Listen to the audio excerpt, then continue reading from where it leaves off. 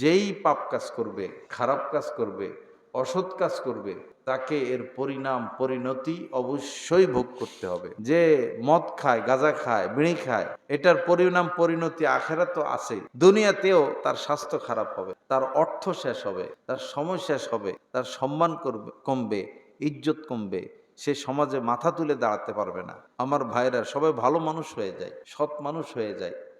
কি জন্য খারাপ কাজ করব? কি জন্য খারাপ পথে থাকবো? খারাপ পথে তো আল্লাহ সুখ রাখেন না।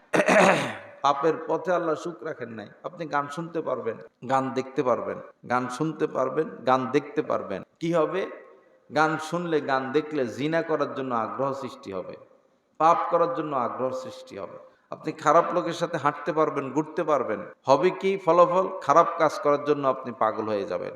আপনি নামাজ পড়বেন না, সকালে ঘুম থেকে উঠবেন না, ৯টা ১০টা বাজে উঠবেন, আপনার স্বাস্থ্য খারাপ হয়ে যাবে। কেউ যদি সুন্নত মোতাবেক চলে, তার বড় বড় রোগ হবে না। আগে আগে ঘুমিয়ে যাবে, আগে আগে ঘুম থেকে উঠবে, ফজরের নামাজ পড়বে, ফজরের পরে একটু হাঁটামোটা করবে, কাজে লিপ্ত হয়ে যাবে, জোহরের আগে আগে কাজ শেষ, গোসল টোসল করে জোহরের নামাজ পড়বে, একটু আরাম করবে, আসরের সময় উঠবে, আসর পড়বে, একটু হাঁটামোটা করবে, নাস্তা পানি করবে, মাগরিব পড়বে, একটু পড়ালেখা করবে, মোতালা করবে, কোনো আলেমের সোহবতে যাবে, এশা পড়ে, প্রয়োজনে এশার আগে খানা খেয়ে নেওয়া বা এশার পর পর খানা খেয়ে শুয়ে যাওয়া। আপনার বড় বড় রোগ হবে না, কিডনি নষ্ট হবে না, হার্টের সমস্যা হবে না, ফুসফুসের সমস্যা হবে না, এই ব্যারাম কিছুই হবে না। আমরা সুন্নত মোতাবেক চলি না।